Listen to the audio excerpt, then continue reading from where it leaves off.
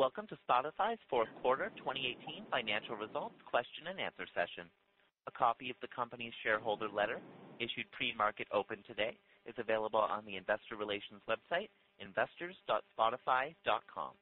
This call is being recorded, and an archived replay will be available on the IR site after the event concludes. I will now turn the call over to Paul Vogel, Head of Investor Relations and FP&A. You may now begin your conference. Great. Thanks, Josh. Thank you and welcome to Spotify's fourth quarter and fiscal 2018 earnings conference call. With us today are Daniel Ek, Spotify's CEO, and Barry McCarthy, Spotify's CFO. The format of today's call will be similar to the last few quarters. Daniel will give a few brief opening remarks, followed by an online question and answer session. Questions can be submitted either through the widget alongside the webcast or by emailing directly to ir@spotify.com. We'll get to as many questions as we can, and the call will last approximately 30 minutes. Before we begin, let me quickly cover the safe harbor. During this call, we will make forward-looking statements, including projections or estimates about the future performance of the company.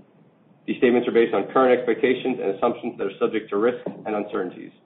Actual results could materially differ because of factors discussed on today's call and in our letter to shareholders and filings with the Securities and Exchange Commission. During this call, we will refer to certain non-IFRS financial measures. Reconciliations between our IFRS and non-IFRS financial measures can be found in our letter to shareholders on the financial section of the investor relations page of our website, and also furnished today on Form 6-K. And with that, I will turn it over to Daniel. All right. Thanks, Paul, and thanks everyone for joining today's call. Our fourth quarter results were strong and outperformed our expectations. During Q4, our footprint expanded to 78 countries from 65 as we launched our service across 13 countries in the Middle East and North Africa in mid-November. We also reached an important milestone as users listened to more than 15 billion hours of content on the platform, and we surpassed more than 200 million monthly active users worldwide. That's very impressive growth, but we have a much bigger vision for what this business can become. And that is why I've shared a blog post outlining our vision as an audio-first company and our mission to become the world's leading audio platform. Today, audio is only 1/10 of the size of the video market. So there is a massive opportunity here for audio to evolve into a more personalized, more immersive experience, much like how the video industry has evolved. We believe that over time, more than 20% of all listening on Spotify will be non-music content. And we strongly believe that this opportunity in audio starts with podcasting. I believe podcasts will continue to evolve in endless ways to tell stories that entertain, educate, challenge, inspire, and bring us together and break down cultural barriers. We've only just dipped our toe into the podcasting space, and already Spotify has become the second biggest podcasting platform in the world in just under 2 years. We're still considerably smaller than our largest competitor, which means that there's tremendous opportunity for continued fast growth. Our users love having podcasts as part of their Spotify experience, and our podcast users are almost twice as engaged as non-podcast listeners on our platform, and as a result, spend even more time listening to music. While podcasting is still a relatively small business today, I see incredible growth potential for the space and for Spotify. Today, in addition to our earnings, we announced the acquisition of 2 podcasting companies, Gimlet and Anchor. Gimlet is one of the best content creators in the world, with unique, celebrated podcast shows like Homecoming, which was recently adapted into a critically acclaimed show on Amazon Prime, and the internet culture hit Reply All. Anchor is the leading publisher for new podcasts globally and has completely reimagined the path to audio creation and enabling distribution for the next generation of podcasters worldwide. We're really excited to welcome these incredible, creative, and talented companies to Spotify. And with these acquisitions, we will offer the best content, the best discovery, and the best user experience for consumers. And we're also positioned to become the leading platform for podcast creators, as well as the leading producers of podcasts globally. As I hope you can tell, we're very confident about our path forward, and we strive to become the world's #1 audio platform. And with that, let's open the floor for questions. Great. Thanks, Daniel. Our first question comes from Justin Patterson at Raymond James. Daniel, your For the Record blog today mentioned that the competitive set could evolve to face other forms of entertainment and informational services over time. Please elaborate on that point and how that influences long-term engagement. Should your goal to have non-music content represent 20% of listening hours be perceived as purely incremental to listening hours? Well, there's this huge space today, which is radio, which currently is about 2 hours of listening globally every single day. And in that space, much like in the video space, we're going from a linear world to an on-demand world. So that listening is moving online. And as part of that, Spotify is already a huge part just with music alone. And what we're seeing with podcasts is that the users who are listening to podcasting on the platform is almost twice as engaged on the platform too. So we do think there's a huge opportunity not just to get new users onto the platform, but get our existing users to engage way more with the platform as well. Great. Our next question comes from Michael Pye at Valley Gifford. For Daniel, please may you offer some color on how you progress your mission of enabling 1 million artists to live off their art. By that I mean both numerically, i.e. what metrics do you consider to be most important, but also qualitatively through artist engagement and tools like Soundtrap and Direct Upload. Well, it's a metric that we track internally quite a lot. We look at specifically how many of artists that are reaching more than 10,000 fans per month. How many of them that are reaching over 1 million listeners per month as well. And that number is showing very, very steady progress across both of those groups of artists. Obviously, the lower end of this tier may be the difference between whether you're a part-time musician or a full-time musician, and the upper end of this tier is whether you're becoming a global superstar or potential superstar. So that's a sort of quantitative way of doing this, but we're also obviously trying to reduce the barriers because the truth of it, as I've mentioned on previous calls today, distributing a record while in theory it's very cheap to put it on the internet, the reality is it's just way more competition to get heard, and it's harder than ever, which means that record labels, publishers, and everyone in this industry has to spend a lot more capital in order to promote and market these acts. And we want to bring that cost down and make the system more efficient for everyone. Our next question comes from Ross Sandler at Barclays. 1Q19 gross margins are being guided down year on year, and this is likely before the signing of the new label agreements. Any color on what is driving this decline given the expansion experienced throughout 2018? Is that just the 30 basis points from acquisitions or anything else you can call out? What are the factors driving gross margins decline in 2019? Ross, let me answer it this way. If the question is, what's the gross margin structure of the business at the core business, ex podcasts and related investments and related acquisitions, post the new label agreements, we see it unchanged from the margin structure in Q4 of 2018. So in Q4 2018, the margin was 26.7. There were about 90 basis points of one-time non-recurring items. So think of the base business gross margin as, what would that be, 24.8? 25.8. Excuse me, 25.8. You'd think I'd be able to do that in my head. 25.8 on a go-forward basis post-label renegotiation. So what you're seeing in the delta that you're seeing in our forecast consists of all the costs associated with the acquisition, the cost of running their business, plus some of the transaction-related expenses that find their way into the P&L, plus increased investments we're making on our own, independent of the acquisitions, to originate podcast content on the platform. Our next question comes from Doug Emmett at JP Morgan. On the heels of the acquisitions announced today, can you talk more about your podcast strategy? What have you learned thus far around how podcasts attract the users on the platform? Do they listen to music more than the average Spotify user? What does the model look like for podcast exclusivity in terms of upfront costs, ad revenue sharing, and contract duration? Well, I will want to say that we're still kind of early on in this game. That said, in Q4 alone, we had 14 shows exclusive to Spotify. And what we're seeing from those is a few different things. We're seeing, as I mentioned earlier, that people engage almost twice the rates than non-podcast listeners. We're seeing that there are users who wouldn't have considered Spotify otherwise that are now signing up to the platform. And then, thirdly, you could probably guess over time that may have an implication on churn, although we don't know that at this point. So I think we're encouraged by the early results. I think in terms of the deal structure on these podcasts, it's still something that we are experimenting with, but we are certainly in the game of producing more of that content ourselves. Next question comes from Rich Greenfield at BTIG. While the high end of your guidance assumes a meaningful acceleration in net adds, curious why the bottom end of paid sub guidance would forecast a slowdown in net adds versus 2018. What are the key swing factors?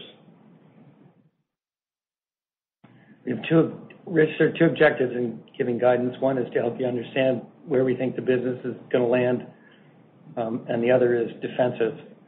So the ranges are in there for defensive reasons. In terms of expectations of performance, we've told you our intention is to land at the 70th percentile of the range of the guidance we give. So sometimes shit happens.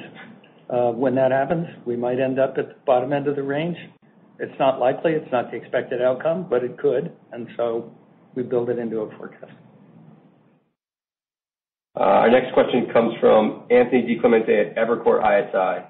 You talked about churn increasing sequentially in Q1, but that this was seasonal given Q4 campaigns. Can you talk more broadly about promotional activity? Is it possible that these promotions are encouraging consumers to jump in and out of competing services? Let me jump in here, Anthony. The year-over-year trend in churn is down. There are seasonal churn effects associated with, let's say, the holiday campaign in our business, just like there was at Netflix. But the macro trend here is increased engagement, increased retention, lower churn. And I want to talk about the implications for lifetime value as a result. We frequently get questions about ARPU, and I know investors have lots of concern about the continued decrease in ARPU. But from where I sit, when we look at the three-dimensional chessboard, factor in the better user experience we've provided, we don't see a decrease in revenue. In fact, the subscribers who are paying us at a lower ARPU are earning exactly the same lifetime revenue in Q4 of 2018 that they earned in Q4 of 2017 because churn has decreased. The one divided by the lower churn rate is more months of service at a lower ARPU is exactly to the dollar the same lifetime revenue. Now, it also happens that we have a higher gross margin on a year-over-year basis, so the contribution profit from that same revenue stream is actually higher. The labels are earning the same amount of revenue they earned a year ago, even though the price is down. We're growing faster, and subscriber acquisition costs are down on a per-subscriber basis, and the LTV to SAC ratio on a year-over-year basis is up by 40%. So, point being, this is about driving a virtuous cycle, improving the user experience. Podcast is another dimension.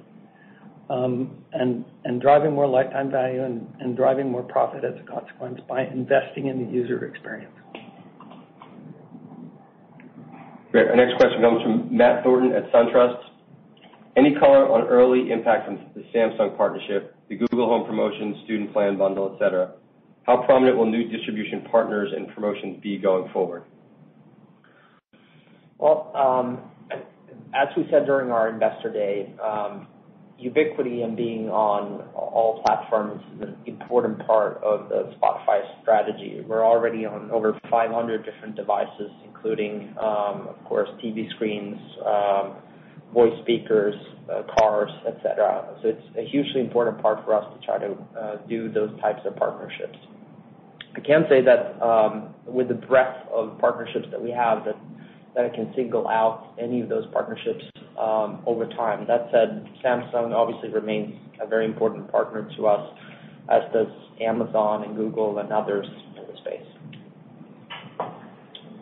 Our next question comes from Ben Swinburne at Morgan Stanley. Given the guidance for gross margin compression in 2019, can you explain what drives it to your long-term gross margin guidance of 30 to 35% and what that timeline looks like? Additionally, what's driving the gross margin pressure implied in the guidance? Well, let's just kind of level set. Nothing has changed in terms of our long-term guidance of getting there. As Barry mentioned, this primarily is about our investment in original content, and then it is primarily about driving that virtuous cycle. What we see very clearly, yes, we're investing in where podcast content is, engagement goes up. As engagement goes up, we both broaden the appeal to new users, but we also increase the engagement of the existing ones on the platform, which drives down churn, which in turn, makes the business overall much stronger. That's the continued path, and if that happened, and if you also layer on top of it our marketplace business and the trend where gross margin on the core business keeps increasing, that's our expectation that this will happen over time as well. If I could draw a Netflix analogy, and remember when we launched streaming at Netflix, first year we spent $50, and then every year after that we doubled it, and it came right out of the margin structure of the business. But it greatly enhanced the value proposition for users, and over time it shifted the cost structure from variable to fixed. There are many similar analogies that have the opportunity to play out here as well. And in addition, there's a ad revenue dimension to this, because currently ads are embedded in podcasts of both free and paid user base. Our next question comes from John Egbert at Stifel. In your first two podcast acquisitions, it looks like one was about technology and the other about content. In regards to the $400 to $500 million you have earmarked for acquisitions in 2019, do you expect to be more focused on acquiring content or technology? And more broadly, can you explain why it makes more sense to take ownership of spoken word content when you've historically been hesitant to own music content? I think they're two very, very different businesses. We've spoken in the past about the music industry and not being a space where exclusivity makes sense for a number of different reasons, but including one of them that radio can put any piece of music up, so exclusivities won't have the same effect, as you won't be able to keep it exclusive. And the second thing, obviously, is the artist and the label have the incentive to push the content out in as many places as possible, because so much of an artist's revenue derives from touring. I think in audio, and certainly in podcasts, the dynamics is very, very different. And what we're doing here and what we're excited about is really building the market. It's at a very, very different stage of maturity. So we're investing in that, and we think we can be one of the tentpole players in that space. And as Barry mentioned too, that affords us a very different economic model long term. John, the only other point I'd like to make is that out of the $400 to $500 million in which we have a line of sight, the two acquisitions we announced today are included in that number. The number's not additive to the cost of the acquisitions we announced today. More likely than not, any additional acquisitions will be in the podcast space. We're not commenting on whether it's infrastructure or content. Great. Our next question comes from Mark Kelly at Instinet. What's embedded into your full year guidance in terms of premium ARPU declines and ad-supported ARPU growth? ARPU decline of about 5 percentage points. Sorry, the second part of the question was? Growth in ad-supported ARPU. Yeah, we don't break out that level of detail. I will say that on a CPM basis, we saw pretty strong growth across the ad business in Q4, particularly in the video space where the growth was significant. Next question comes from Heath Terry at Goldman Sachs. What are your goals around royalty rates, product offering, content or geographic access, data and marketing sharing, etc., in your negotiations with the labels? What do you believe their goals are in these negotiations beyond royalty rates? Well, as I've said before, I think the primary focus of these upcoming renewals is really around the marketplace strategy. The marketplace strategy is important because it's not a win-lose scenario, but it's truly a win-win scenario. By building tools and services for the music industry, we can make the music industry more efficient, thereby jointly benefiting together with the music industry of that. That also happens to be one of the bigger points for the music industry. But if I would boil it all down to one thing, it's continued top-line growth being the number one focus for everyone in the music industry. Next question comes from Lloyd Walmsley at Deutsche Bank. Your release underscored the importance of smart speakers for driving audio content. Do you think this was a core driver of premium sub-ads, engagement, or both? What more can you do here beyond the Google Home promotion? I'll let Daniel talk about growth in the audio speaker ecosystem and our strategy for success there. With respect to the Google Home promotion, as I think we said previously, that plus the holiday campaign were big drivers of growth in Q4, and we see additional opportunities for growth and bundling in the hardware space. Yeah, I think my only addition is it's a fast-growing segment for us. We see meaningful engagement from the customers that are using it. We're well-positioned on all of these platforms. Customers are asking for Spotify and want to use Spotify, whether on an Amazon Alexa or on a Google Home speaker. And obviously, because of our ubiquity strategy, we want to be on all of these places, and we're working with all of these partners in getting there. Next question comes from Michael Morris from Guggenheim. Do you pay the all-in copyright royalty rate as established by CRB last year? If you pay less, as we assume, can you share why and help quantify the rate that Spotify pays? Well, it so happens that when the CRB rate was retroactively applied in Q4, it was a net benefit for us. Importantly, the question is what happens on a go-forward basis, and it's roughly neutral in our guidance for 2019, and by 2020, it starts to incrementally erode the margin. Next question comes from Mark Mahaney at RBC. Can you provide more color on the traction for the recent launches in EMEA? Yeah, we're pleased with the early results. As I mentioned in the introductory remarks, we launched mid-November, so we have about 2 months now of data. All of the markets are looking good. We're seeing good take-up rates, and we're seeing customers be very excited about Spotify. Next question comes from Jessica Reif from Bank of America. What is the path to making podcast acquisitions and podcast investments accretive to gross margin beyond 19?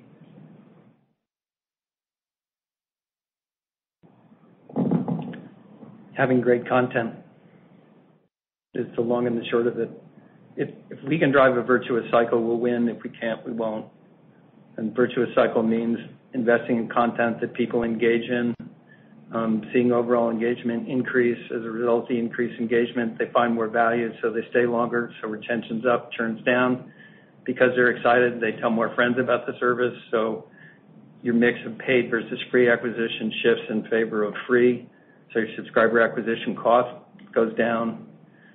Even if your gross margins remain constant in that scenario, lifetime value is increasing. You're driving more contribution profit to the bottom line against your cost base. Plus, over time, you're shifting your cost base from variable to fixed, which created an enormous amount of operating leverage at Netflix, you may recall, with the growth in streaming. That won't be true for us initially, but I think that will become part of the equation over time. Next question comes from Viktor Haglund at SEB. On the two M&A done today, are you paying in cash or equity or debt or combined? Any indication on users, revenue, and price? Is this mainly a user intake potential or churn potential or combined? I'll let Daniel talk about the potential piece of it. Just in terms of the numbers, it's cash. The price will be disclosed in the fullness of time in our SEC filings. I'm not commenting on that today because we have other transactions in the works, and I don't want the transactions we're closing to bleed over into deals we may be negotiating. I think my addition is it's really just both here. Why we're doing this is obviously to get a larger library of content, and that content is attractive to new users coming onto the platform. But as we're also seeing very clearly from our data, it's also attractive to the people who are currently using Spotify as they're engaging more. And as Barry mentioned, if they're engaging more, that drives this virtuous cycle. Great. Our next question comes from Eric Sheridan at UBS. When a new region launches, Middle East or India, how should investors or analysts think about the upfront costs and investment, how the sub base might scale, and medium-term margin structure, especially versus other developed markets? Well, it's pretty straightforward. Initially, we're out of pocket, so growth is a net drag on profitability. The size of the initial investment informs us about how big a drag it is. Quite often, there are minimum guarantees that are negotiated with labels. Sometimes gross margins are negative. As we scale the business, you see a change in the margin structure as a result. We saw that quite dramatically with respect to the free business.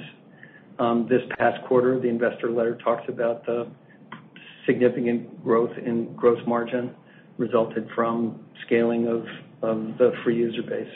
So over time, we move from negative gross margin to positive gross margin to more positive gross margin, and the acquisition cost improves as well. Great. And a follow-up from Rich Greenfield. You cannot do exclusives in music, but you can in podcasts. How important is that to your strategy to differentiate from your peers?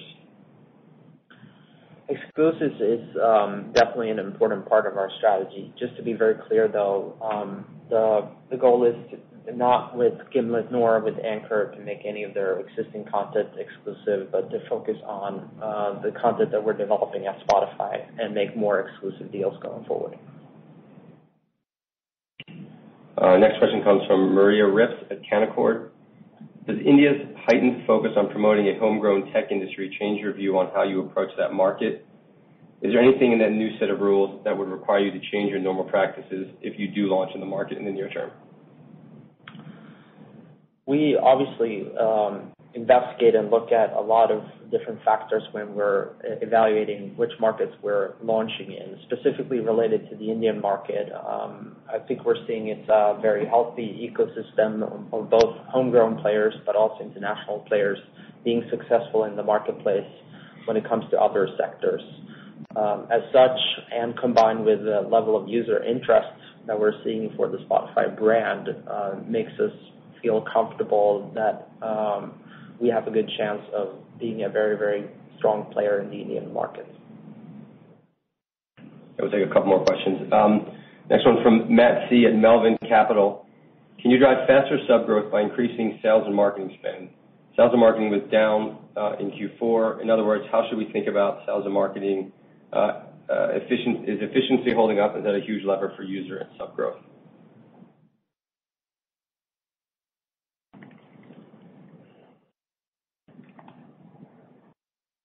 Yes, we have the opportunity to drive faster growth by spending more money efficiently. We know from the LTV to SAC ratio that We've got lots of headroom to drive faster growth. You see our current best thinking about those opportunities reflected in the guidance. If we see our way to faster growth as the calendar year unfolds, you will see us update our thinking about the asset allocation decisions we're making in the marketing funnel in order to drive faster growth. Maybe this is an obvious comment to add to it as well, but if you look historically at the company, we've predominantly invested in R&D to drive faster growth. That obviously is a fixed investment that we can amortize across the whole base of our users. And what you're really seeing now is that we're now also adding content as another kind of lever of that investment. So while we are investing in sales and marketing, it is an important part where certainly the weight of all the investments is in R&D and more content that we can amortize over the base of our platform. And we explained that rationale at the Investor Day when we reminded you there are sort of in general 3 ways to grow. One is geographic expansion. We're pursuing that. One is marketing. On a percentage of revenue, you saw a decline. And the third is invest in the user experience and drive a virtuous cycle. That's been very successful for us. You know from today's guidance that we continue to double down to fund those investments. I do want to say, by the way, that our guidance assumes all of the costs that we anticipate to incur in the calendar year associated with both the acquisitions that we announced today and the acquisitions that we hope to close that are part and parcel of the $400 to $500 million. We'll take one last question to follow up from Ben Swinburne. Did 2018 advertising revenues meet your expectations? Are the investments in self-serve and programmatic able to accelerate growth in 2019? Programmatic is growing super fast, and we're seeing shifts in our most developed markets like the U.S. and the U.K., Australia, and New Zealand from direct to programmatic. Self-serve is our fastest growing channel, so in that way it's additive to the overall performance of the business, but even notwithstanding that fact, it's still relatively small in the grand scheme of things. So we continue to invest aggressively from an R&D perspective in growing that channel. We need that channel to be successful for us over time in order to right-size our cost structure, but we're starting off a very small base. Great, and with that, everyone, we'll close our Q4 call. If you have any additional questions, we'll be around all day. Please feel free to email the IR team at ir@spotify.com, and we look forward to speaking with everyone again real soon. Thank you. This concludes today's conference call. You may now disconnect.